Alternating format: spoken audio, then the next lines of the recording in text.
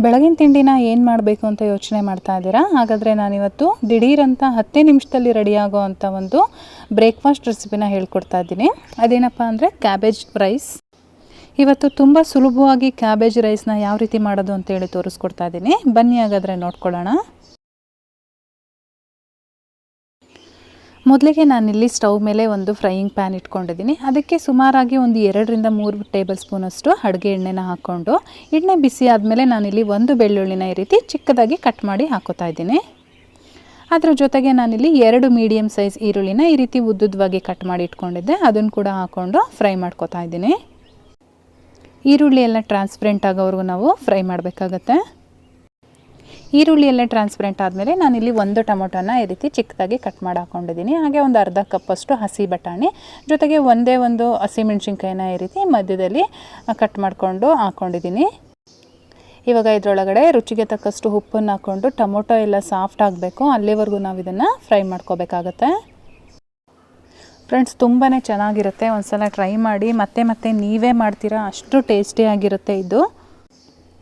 ನೋಡ್ತಾ ಇದ್ದೀರಾ ಅಲ್ವಾ, ಇವಾಗ ಟೊಮೊಟೊ ಎಲ್ಲ ಸ್ವಲ್ಪ ಸಾಫ್ಟ್ ಆಗಿದೆ. ಈ ಟೈಮಲ್ಲಿ ನಾನಿಲ್ಲಿ ಸುಮಾರಾಗಿ ಒಂದು 250 ಗ್ರಾಮಷ್ಟು ಕೋಸನ್ನು ಈ ರೀತಿ ಉದ್ದುದ್ದವಾಗಿ ಕಟ್ ಮಾಡಿ ಇಟ್ಕೊಂಡಿದ್ದೆ. ಅದನ್ನು ಇದರೊಳಗಡೆ ಹಾಕ್ತಾಯಿದ್ದೀನಿ.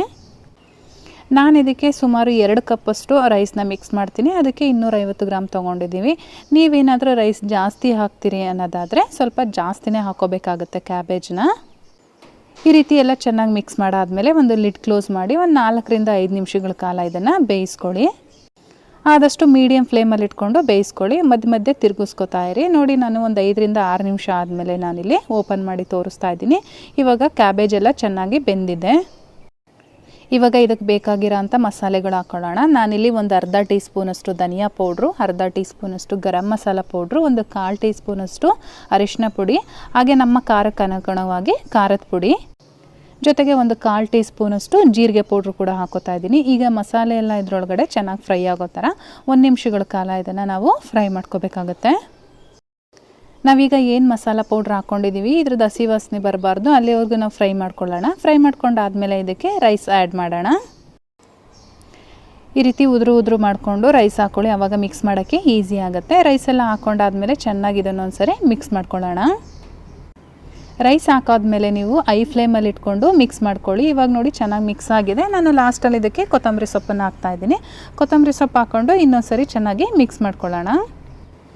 ಈ ರೀತಿ ಚೆನ್ನಾಗಿ ಮಿಕ್ಸ್ ಆದಮೇಲೆ ಬಿಸಿ ಇದ್ದಂಗೆ ಸರ್ವ್ ಮಾಡಿ. ಲಂಚ್ ಬಾಕ್ಸ್ಗೂ ಕೂಡ ತುಂಬಾ ಚೆನ್ನಾಗಿರುತ್ತೆ ಇದು.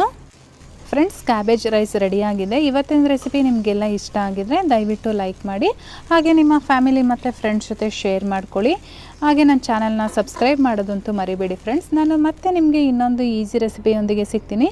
ಅಲ್ಲಿವರೆಗೂ bye, take care, thank you for watching.